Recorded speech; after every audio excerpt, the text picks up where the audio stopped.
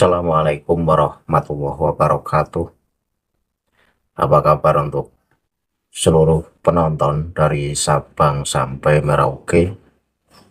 Semoga selalu diberi keberkahan rahmat, dimudahkan segala urusannya oleh Allah Subhanahu wa Ta'ala, serta diberi hidayah oleh Allah Subhanahu wa Ta'ala untuk orang-orang yang belum mendapatkannya. Kembali dalam kesempatan kali ini, saya akan membaca kitab yang ditulis oleh penulis Ba'alawi. Tentu, dalam kitab ini ada satu cerita, yang mana cerita ini mengunggulkan klan Ba'alawi dan merendahkan derajat dan martabat Rasulullah Shallallahu Alaihi Wasallam. Tentu seluruh umat Muslim di dunia ini tidak terima dan tidak bisa menganggap bahwa apa yang ditulis dalam kitab Ba'alawi ini sebagai sebuah cerita yang benar. Bagaimana mungkin kedudukan Rasulullah ini kalah dengan kedudukan klan Ba'alawi yang mengklaim sebagai cucu beliau. Ini tentu sebuah pengakuan yang tidak waras menurut saya. Nah, kitab yang akan saya baca adalah kitab Al-Huror halaman 519. Kitab ini ditulis oleh Muhammad Ali bin Alawi Hirt Ba'alawi. Namun sebelum saya masuk pada kajian kitab Al-Huror tersebut, bagi seluruh penonton dari manapun kalian yang belum subscribe channel saya, silakan tekan tombol subscribe, kemudian like, serta share video ini ke teman-teman kalian semua, agar yang belum tahu menjadi tahu.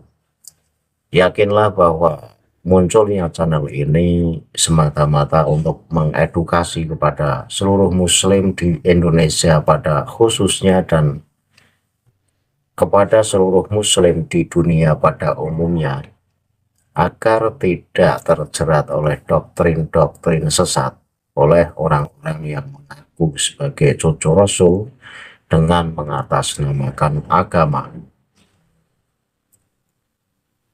Dalam kajian kali ini, yang akan saya baca adalah kitab Al-Huror atau kitab Hurorul Baha Al-Dhawi yang ditulis oleh Muhammad Ali bin Alawi Hirt Ba'alawi di halaman 519.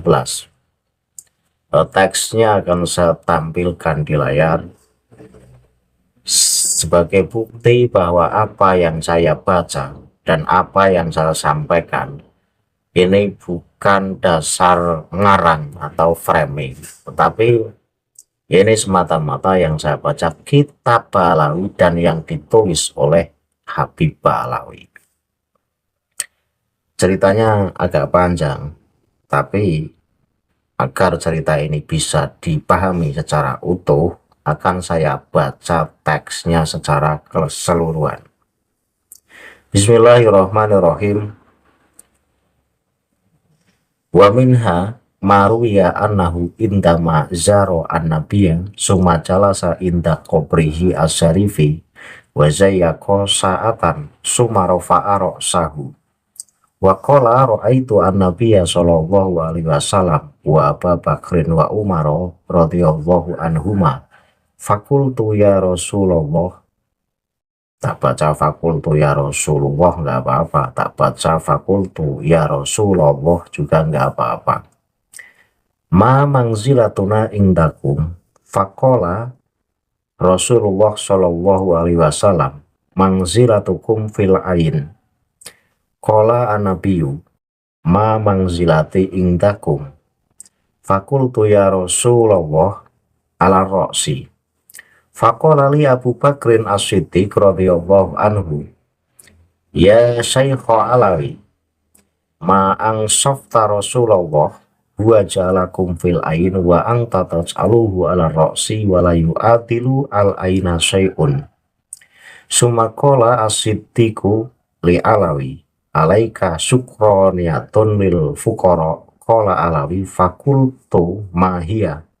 Qala mi'atu dinarin tasduku biha alal fuqara.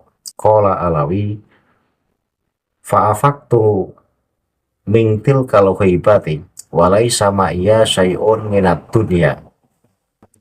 Fakumtu amsi fil masjidi wa idan bisasin a'toni mi'ata dinarin fatasoddaqtu biha alal fuqara al mujawirina fil wakti wal hin. Jadi cerita yang ditulis dalam kitab Al-Hurr di halaman 519 ini adalah sedang mengisahkan keramat dari Habib Alawi bin Faqih Muqaddam. Jadi di antara keramat dari Habib Alawi bin Faqih Muqaddam ini diriwayatkan bahwa ketika beliau berziarah kepada Nabi, beliau duduk di makam Nabi yang mulia, lalu berhenti sejenak. Kemudian mengangkat kepalanya dan berkata, "Aku melihat Nabi Shallallahu Alaihi Wasallam, Abu Bakar dan Umar, semoga Allah meridhoi mereka." Jadi ceritanya Habib Alawi ini menziarahi makam Rasulullah Shallallahu Alaihi Wasallam. Nah, pada saat ziarah beliau duduk di makam Rasulullah, kemudian diam sejenak, lalu mengangkat kepalanya dan dia berkata, "Aku melihat Rasulullah," kemudian melihat Abu Bakar dan Umar. Jadi mengheningkan cipta sesaat, kemudian kepalanya diangkat, didongakkan. Nah, itu langsung melihat Rasulullah, melihat Abu Bakar dan melihat sahabat Umar. Ini luar biasa. Segampang itu ketemu Rasulullah, cukup memejamkan mata, mendongakkan kepala sambil terpejam, maka bertemulah Habib Alawi dengan Rasulullah, bertemu dengan Abu Bakar dan bertemu dengan Umar. Emang Rasulullah itu siapa? Semudah itu untuk menjumpai Rasulullah, cukup dengan memejamkan mata. Kemudian Rasulullah datang. Ini seenak jidatnya ini kitab-kitab Alawi. Jadi Rasulullah itu kayak dianggap mainan. Gampang banget dipanggil. Nah, inilah kitab Alawi. Padahal untuk berjumpa Rasulullah dalam mimpi saja, ini tidak semua orang mampu, atau tidak semua orang dianugerahi bisa bertemu Rasulullah walau dalam mimpi. Ini perlu dicatat. Dan orang-orang yang diberi kesempatan bertemu Rasulullah dalam mimpi tentu manusia pilihan. Ketika Habib Alawi dengan seenaknya sanggup bertemu Rasulullah, cukup dengan memejamkan mata, kemudian mendongakkan kepala, maka Rasulullah datang, Abu Bakar datang, sahabat Umar datang, dan Habib Alawi ini berkomunikasi dengan ketiga manusia tersebut. Ini luar biasa bohongnya. Saya lanjut. Maka aku bertanya, "Wahai Rasulullah, bagaimana kedudukan kami di hadapanmu?" Jadi ini Habib Alawi setelah bertemu Rasulullah, kemudian Habib Alawi ini tanya kepada Rasulullah, "Menurut pandanganmu, wahai Rasulullah, kedudukan kami ini seperti apa?" Kata Habib Alawi. Nah, di sini penonton mohon jeli. Dalam penulisannya memakai dhamir na. Itu dari sisi bahasa ini, bahwa Habib Alawi ini sedang mempertanyakan bukan tentang kedudukan Habib Alawi saja, tetapi mempertanyakan kedudukan seluruh klan Balawi dalam pandangan Rasulullah. Nah, kemudian Rasulullah menjawab, kedudukan kalian semua ada di mata. Nah ini, jadi Rasulullah dalam menjawab pertanyaan Habib Alawi ini memakai dhamir kum.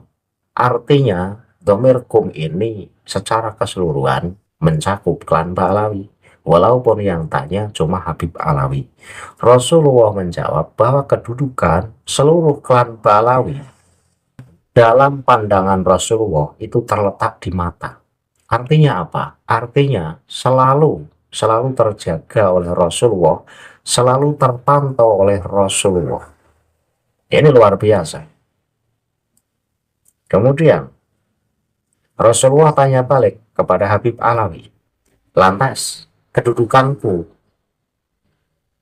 dalam pandanganmu seperti apa? Ini Rasulullah tanya kepada Habib Alawi.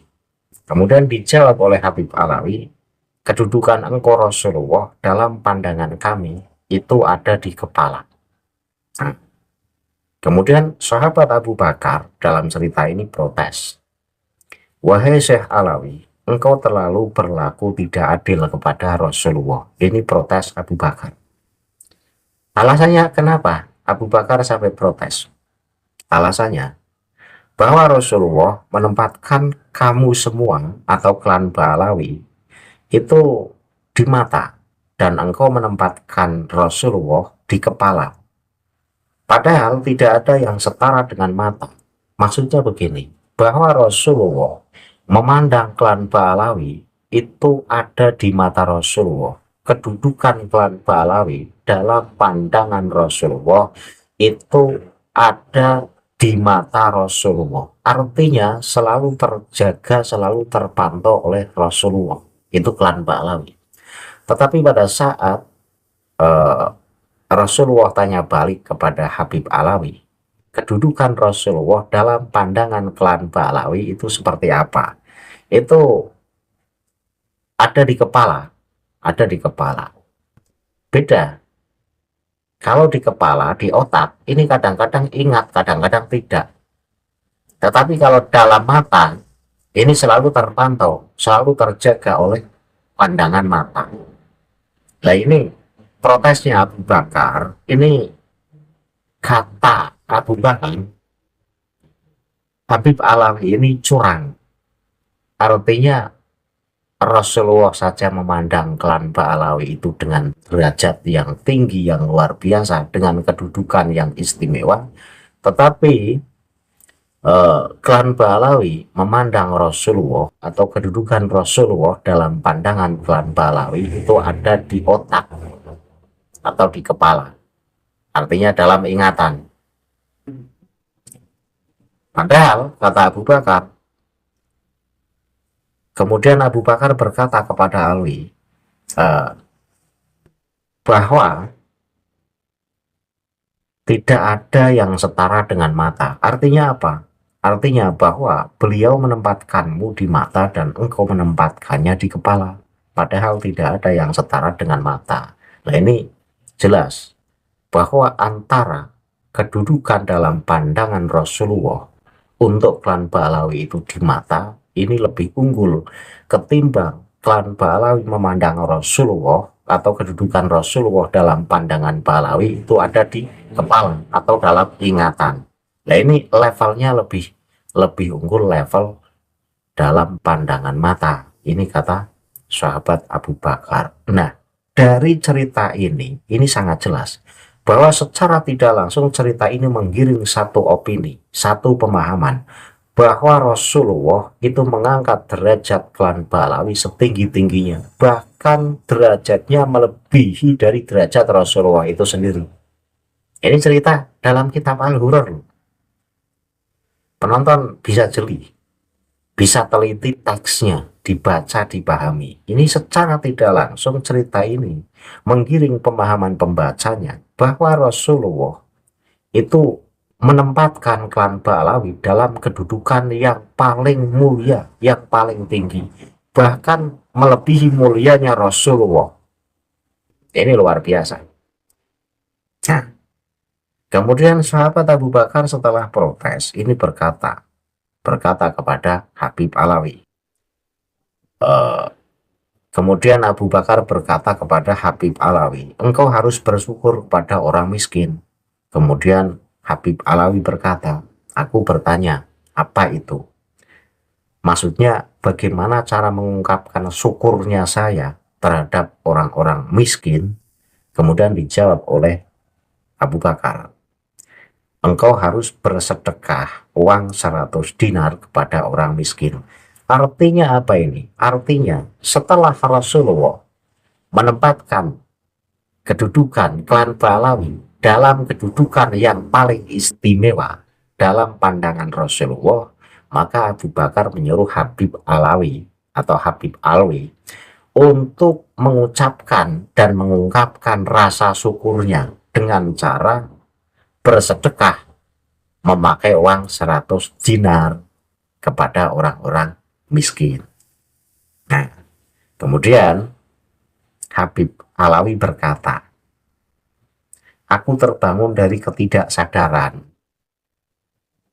dan aku tidak membawa apapun dari dunia ini. Nah, tadi kan bertemunya Rasulullah itu prosesnya melalui duduk di makam Rasulullah, kemudian diam sejenak, pejamkan mata dan dongakkan kepala.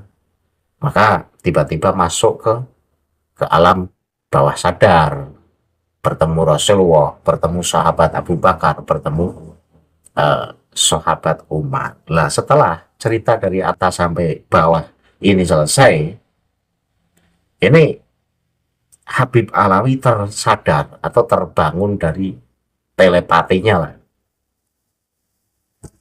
Dan dalam keadaan sadar itu, Habib Alawi sadar bahwa dirinya tidak membawa apapun. Artinya tidak membawa uang 100 dinar untuk bersedekah kepada orang miskin atas perintah dari sahabat Abu Bakar. Kemudian Habib Alawi ini beranjak dari duduknya. Artinya selesai ziarah, kemudian berjalan ke masjid. Dan tiba-tiba di masjid ini bertemu dengan seseorang dan seseorang itu memberikan uang 100 dinar kepada Habib Alwi. Lalu Habib Alwi sesuai perintah dari sahabat Abu Bakar untuk mensedekahkan uang 100 dinar itu kepada orang-orang miskin.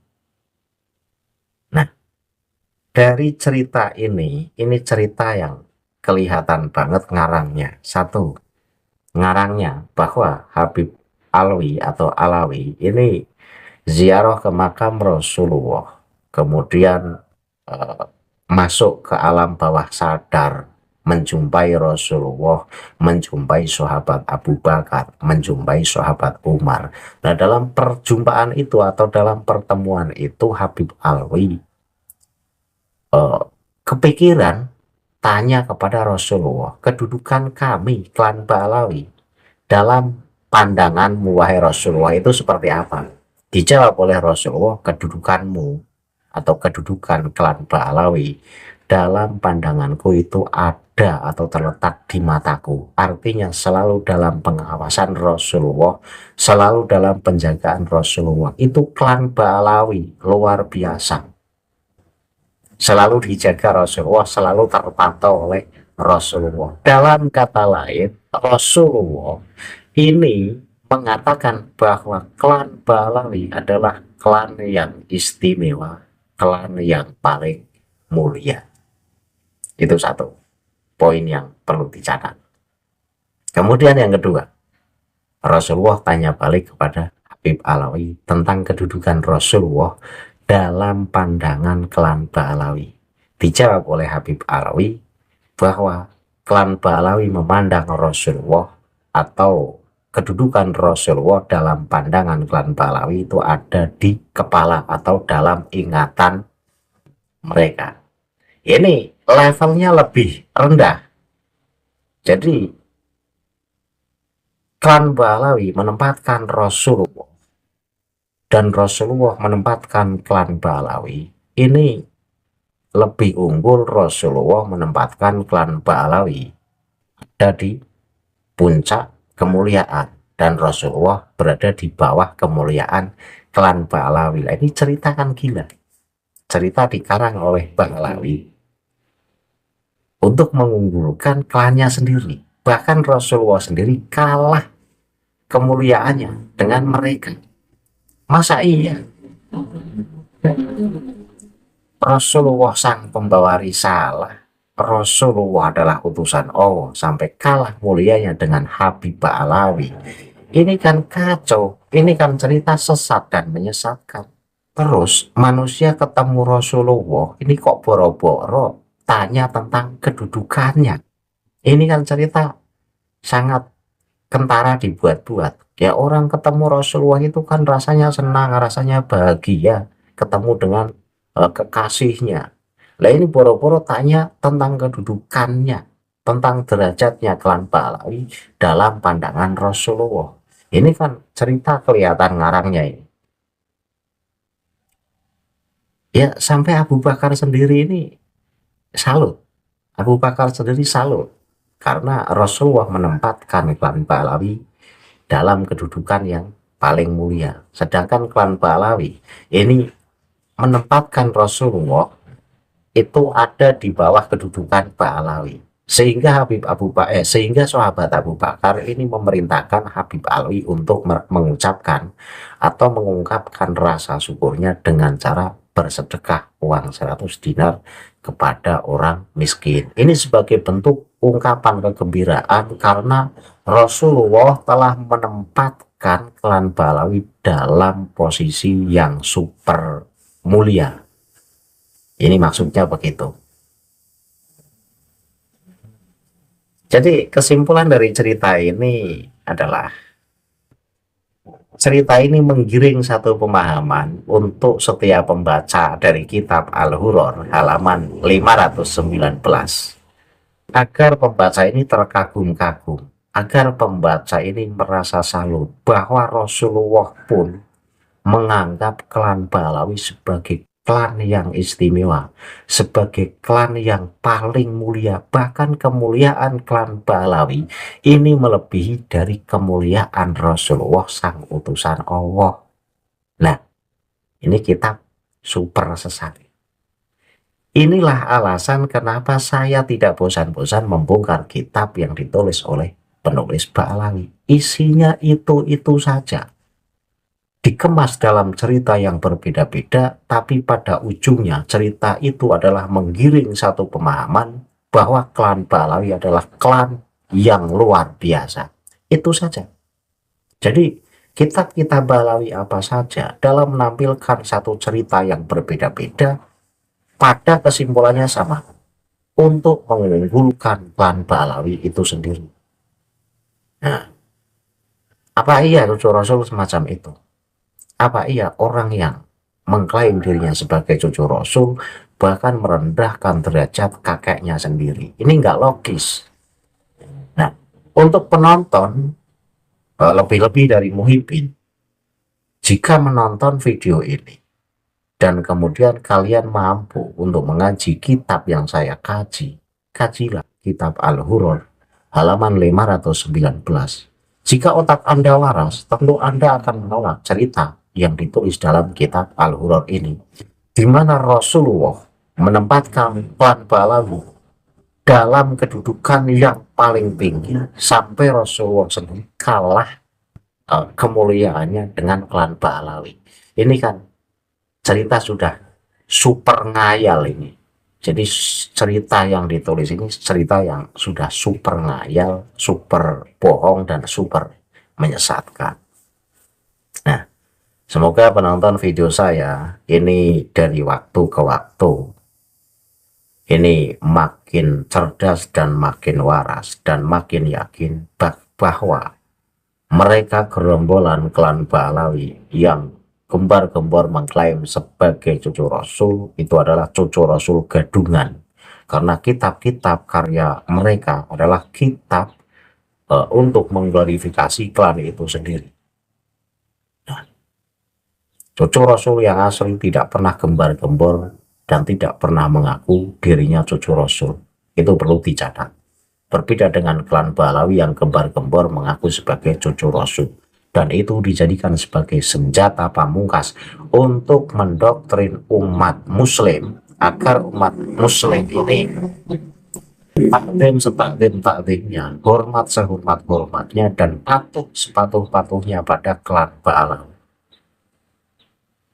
Itu saja alasannya. Dan kelak dan Ba'alam bisa berbuat bebas, bisa menghina, bisa menginjak-injak kita sebagai pribumi. Itu saja. Jadi saya berkali-kali berpesan, kita adalah pribumi. Ayo kompak, ayo bersatu, ayo waraskan pikiran kita. Kita yang memiliki negara ini, jangan mau kita dijajah oleh mereka. Jangan sampai mereka menguasai di NKRI.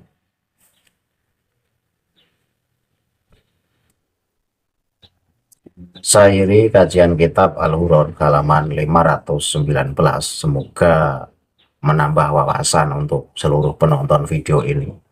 Jika ada salah kata, saya mohon maaf. Billahi taufiq wal hidayah. Wassalamualaikum warahmatullahi wabarakatuh. Salam waras untuk seluruh muslim di Indonesia.